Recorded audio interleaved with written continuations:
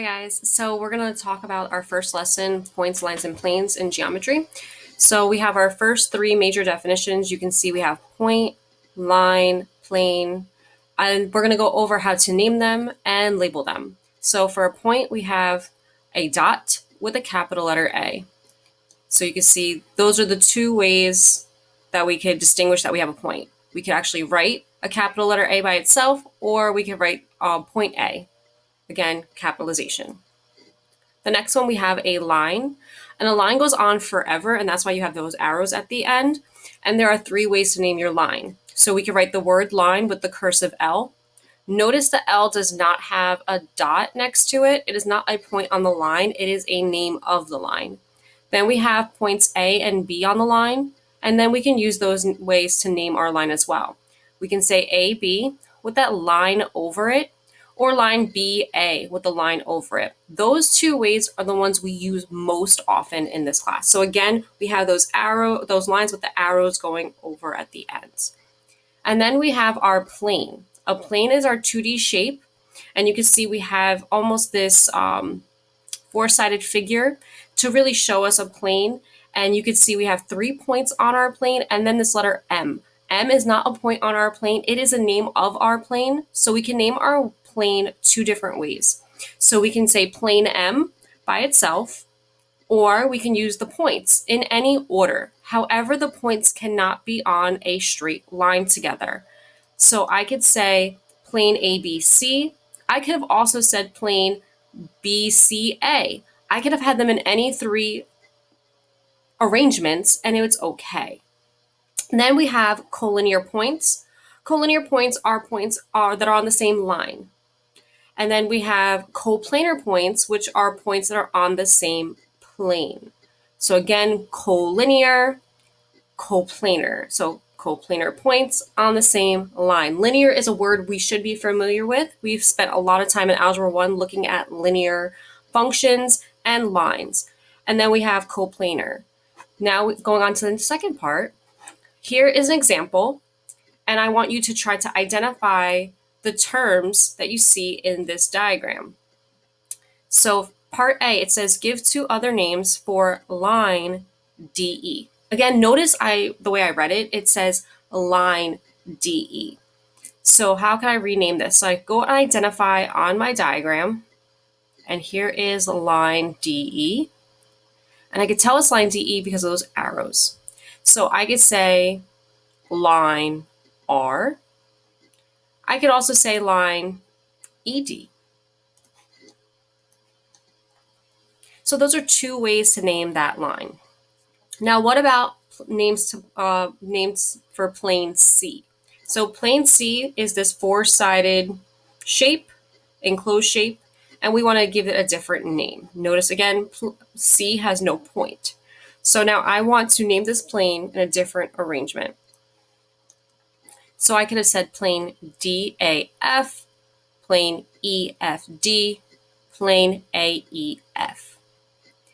Now, I put this in red for a reason. We cannot name the plane DAE or EAD because it is collinear. We do not want points on the same line to name a plane. We want to cover that whole surface, and naming it on a line doesn't do it for us. So we cannot name it on that line. All right, next one, name 3 points that are collinear. So collinear, again, means points on the same line. So we could say DAE. And I'm going to show you how I write that. So it's capital D, comma in between, A, comma again, and E. Name 3 points that are coplanar. So I wrote a different order of combinations. Notice again, we want it to be on the same plane, not on the same line. And in my answer, I do not use the letter B or S. The letter B is outside of our plane, so I'm not using it. And letter S is the name of that line where point B lies on. So that's not in the plane as well. All right, some more vocabulary. So we have segment and ray, and we're going to show you how to go through these points. So the very first one we touched upon in the beginning of our video. So our line goes on forever, and it's written as line AB. Our segment is a little different.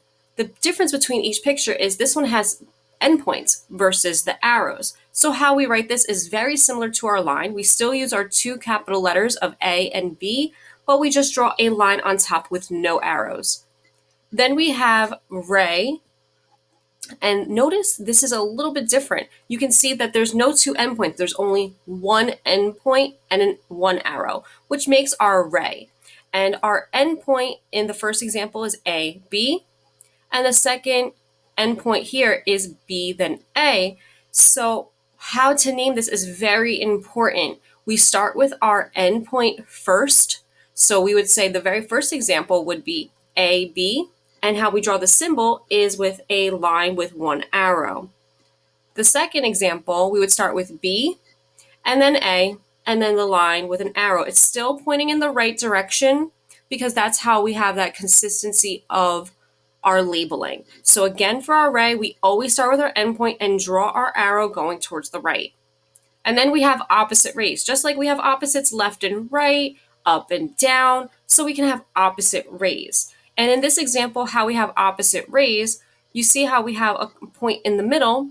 I could have that as my endpoint. I could have ray CB going to the right, and I could have ray CA going to the left. They are opposite rays, and they have something in common. That common point is point C.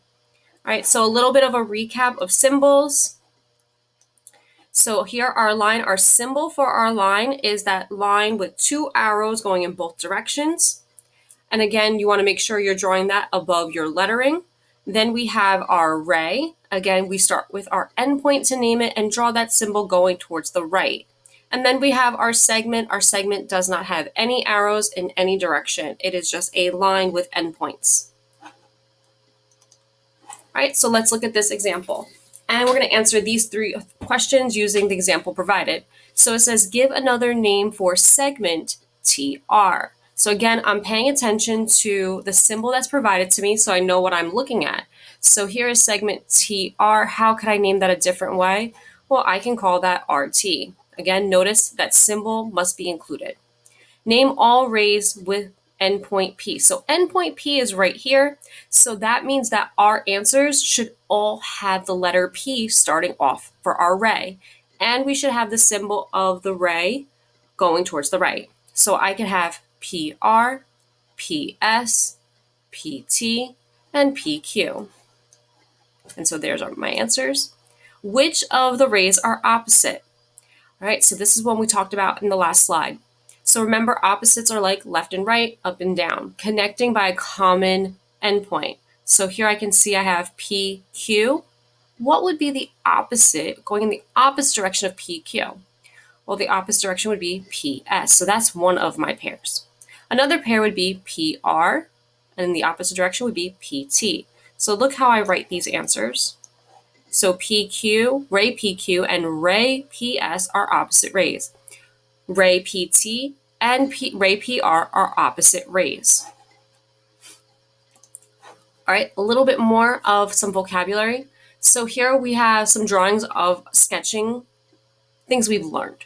So the very first one, look at this diagram. It says that we have an intersection of two lines meeting at a point. Well, that makes sense. If I have two lines and they intersect, they are going to meet at one point if they're two different lines. And I labeled that by giving one line one lowercase letter and the other line a different lowercase letter, and identifying where they intersect by labeling that point with a letter. All right, the next example, we have two planes. So imagine a piece of paper. You have that paper and they intersect, and when they intersect, they actually touch at a line. So when two planes meet, they meet at a line. So this is a little different of trying to see what they're asking of us. So we're going to try and sketch what we see. So on your own, try to sketch two intersecting lines. I named them line A and line B. And I want them to lie in plane W. So that means I want two lines intersecting, and I want them to fall in the same plane. So what would that look like? So I actually start with my plane. So my plane is somewhat of a rectangle or a four-sided figure, and I label it in the corner, any corner, a capital letter, and here it's W. And then I want my two lines intersecting. It doesn't matter where they intersect as long as they're in your plane W. So they crisscross and I label them 1A and 1B. All right, and then we have the next one. It says sketch line D that intersects plane D in only one point. All right, so this one's a little different. So I'm gonna use my paper for this. So it says that we have a line and a plane. So here's my plane, here's my line. All right, and then I want to be able to draw this where it intersects only at one point. So the best way to show that is here's my plane.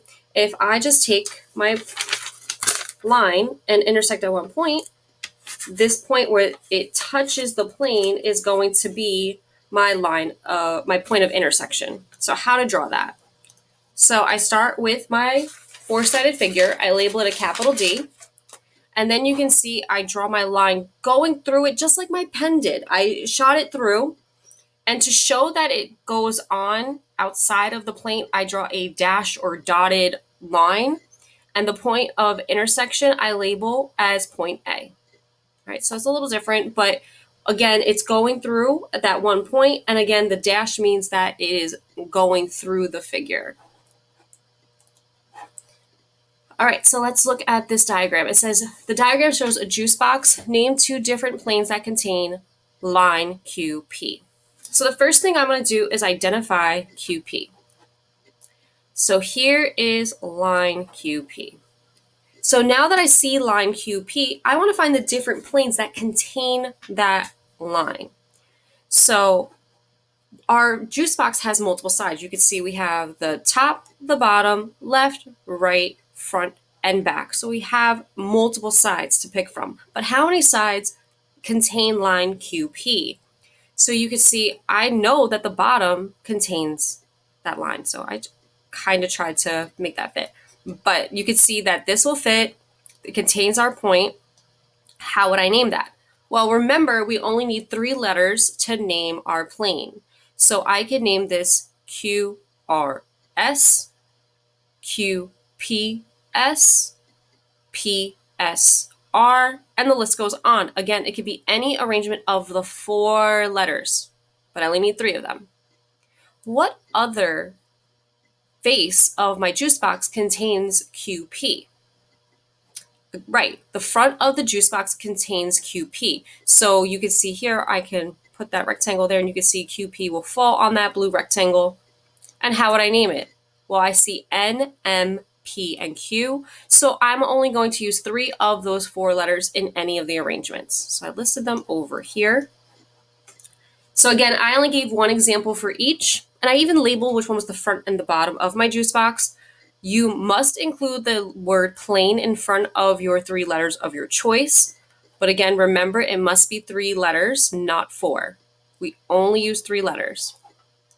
All right, so let's do a little bit of recap. So these are all the terms that we learned in this lesson, and they're going to continue on throughout the year. So we have a point, a line, a plane, collinear points, coplanar points, a segment, and array. So here you can see a point is a dot with 1 capital letter when we name it. A line is a line that goes on forever with 2 arrows, 1 on each end, and we name this with 2 capital letters or 1 lowercase letter. That's not a point on our line. And so we write line A or line B. Our plane, we do not have a symbol for our plane, but remember we actually use the word plane and write 3 capital letters that are points that are not on the same line. Our collinear points are points on the same line. Coplanar points are points on the same plane. And then our segment is our line that does not have any arrows. It ends. And then our ray has an endpoint and an arrow going towards the right. Again, it doesn't matter if the ray in the diagram is going left or right, up or down. We always draw our symbol to the right. And we start with our endpoint. All right, so here is some examples that you can work on, all right, and then we'll go over it from there.